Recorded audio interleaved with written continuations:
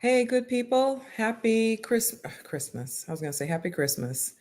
Happy Thursday, which for many people, it's Friday Eve for you. So, for whatever it is for you, I hope you're enjoying your day. Here in Texas, we're looking at a wonderful, fabulous 72 degrees. It has been great.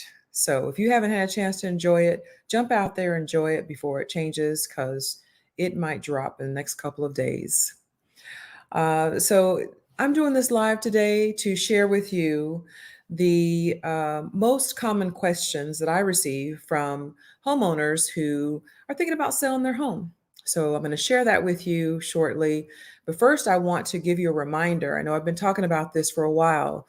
It's a reminder that as of December 31st, there there are homeowners who took advantage of the forbearance that was available due to COVID, and the mortgage companies have since, as of December 31st, said no more extensions. So everyone received notice that there are no more extensions, and that total balance that was pushed back, and you didn't have to pay it, is due. So, to all the homeowners who have taken advantage of that forbearance, don't panic. Take these steps. First, call your mortgage company. Find out what options are available to you. Okay, they are giving options for homeowners, so please, please, please take advantage of that. Call them and find out what you can do, what options are available to you. Don't procrastinate. This is not the time to do nothing. Take action and contact them. If you talk to your family, you decide, you know what, this is time for us to make a change. Give me a call. I can help you with your whatever your strategy that you want. But I would recommend if you decide that you want to stay in the house, or that it's not, a time for you to move and sell your home, then try to get a refinance. Try to refinance your home if you can qualify for a refinance. Typically, the mortgage companies are putting you on a payment plan for 3 months. So, a 90-day repayment plan. During that time, they ask that you make your payment on time each month. If you make your payment on time each month, then they're considering refinancing you or giving you a loan modifications. So, there's options for you should you decide to stay in your home. But if you have decided that, you know what, you're going to jump into this market and take advantage of the equity in your home, give me a call. Let's talk about a strategy to get your home sold and get you into a new home. Okay. But don't stress it, but don't procrastinate. Take action. Okay. Some other information is the December housing report is out. And I think for the first time ever, Tarrant County has beat Dallas County in the median home prices. So Tarrant County median home price is 330,000, which is up from last year, or yeah, it's much higher than last year. And Dallas is 325,000. So it sounds like, I think I'm hearing right, Tarrant County is a place to be. Okay, so if you want to consider Tarrant County, let me know. And I know why. I mean, there's just so much space. Their builders are out there just building up communities. They're popping up all over the place. So that's probably what's driving that. Also, if you want some acreage, it's still a lot of land there in Tarrant County. So I could definitely see that happening. But this is awesome. This is great news for Tarrant County. And so I love this market right now. So here are the most common, frequently asked questions that I receive from homeowners who have decided to sell their home or thinking about selling their home. Okay. Number one, do I have to make repairs? So I always say it depends on your home's condition. You basically want to sell a home that is structurally sound. That means that the roof is in good condition, the electrical is in good shape, plumbing and foundation.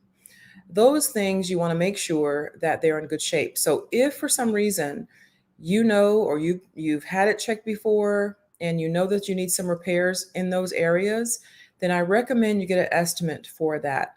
Because if you're wanting to sell your home for max price and get all the equity that you have earned, out of your home, you want to make sure that your home is structurally sound. And those are some very important things that will come up on a buyer's inspection report that will then prevent you from selling your home for the max price. You may have to make some negotiations and do some things, twists and turns. But so that's the answer to your first question. Hope that answers your question.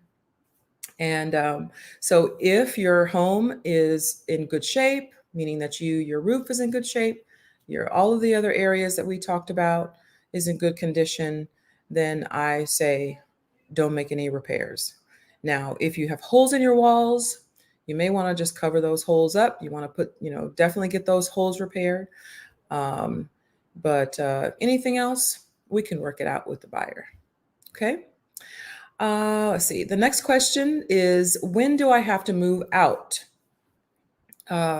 So typically, when you sell your home at closing and after the lender has funded the transaction, then the buyer expects to get the keys for the house. So you want to be ready to move out by then. However, there is an option for you if you need to stay in the home after closing, and it's called a lease back. And it's something that's negotiated in the beginning of the contract. And it's where the buyer will allow you for time to stay in the home. And this happens when you're buying a new home. That's very common that, you want to wait in your home. You don't want to have to go to a hotel unless you want to. But some people say, I want to stay in my house until my new home is built. I have been able to negotiate lease backs for my clients from 90 days to up to a year.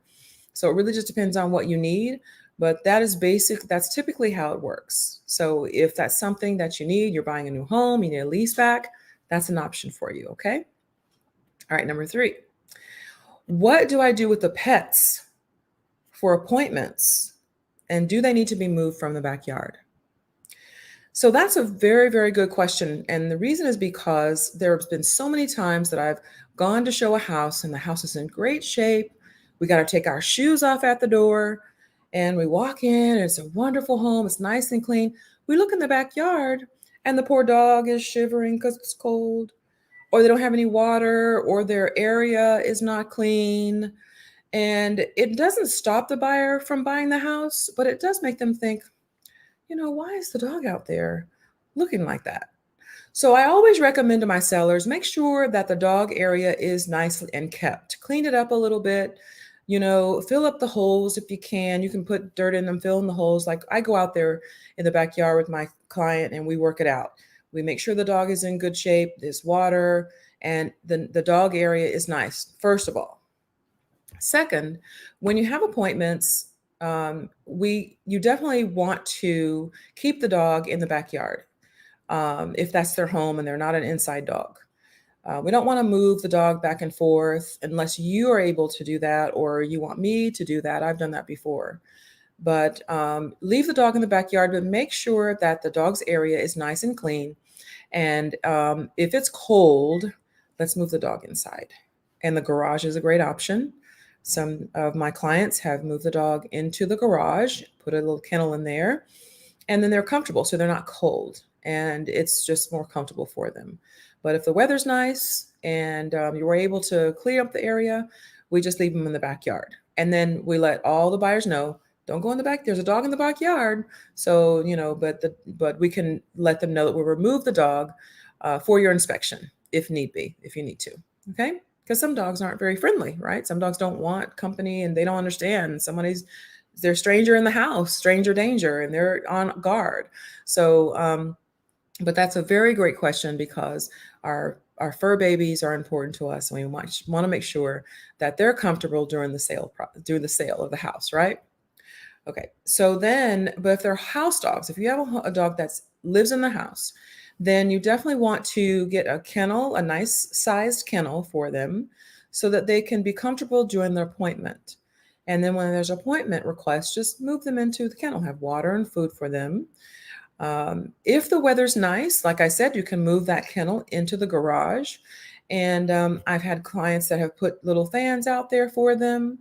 Usually, since right now in here, the weather's not really bad for the garage, so they can be in there all day. And so that's a great place to put your dog. If if your dog is not as friendly, and you want to kind of put them somewhere that they are comfortable and they don't have to feel threatened, because I've seen dogs just really scared to death when we've come in the house and they're afraid and they don't understand. So putting them in the garage is a good option. But if your dog is chill and they really don't mind, putting them in the kennel in the house, the place that they're most comfortable, is completely fine, as long as that area is clean and they have water and they're good to go. All right. Okay. So, but I'll add, when we do come to the inspection time, you do want to make plans to kind of move the dog, take them with you. I've even gone to my client's house and we've moved the dog from the backyard to the garage, and then when the inspection is done, move from the garage to the backyard. So it can be worked out, but please take in consideration for your pets. Okay. Cats are always cool. We've gone and shown houses with cats there. Also, I've had to kind of advise buyers, not to leave the door open. Make sure you close the door because the cat will want to go outside. So your pets best, and we make sure that they are taken care of. Okay. And so the last question is, what are closing costs and how much do I have to pay? So closing costs are paid at closing, and typically the seller pays the commissions, title policy, and survey. And then you also pay the title company fees and costs for completing the transaction. So all of this is negotiated, of course, but those are standard closing costs that when you're getting ready to sell your home, you can expect to pay. Now, if you have your survey from your previous sale, that will help save money on your closing costs. You can send that survey and you can still use it. As long as there haven't been any major changes to your property, you can still use that survey. Okay? So I hope this answered your questions. I'm going to check and see if I have any questions from anyone. Okay, I'm not able to see that. Hello, thanks for joining my live. If you're checking out my video and you're watching the replay, just hashtag replay and let me know. And if you have any questions that I can answer for you, send me a message here on Facebook or give me a call, or send me a message on YouTube, wherever you're watching this video. And thanks for watching, and I hope you have a wonderful day.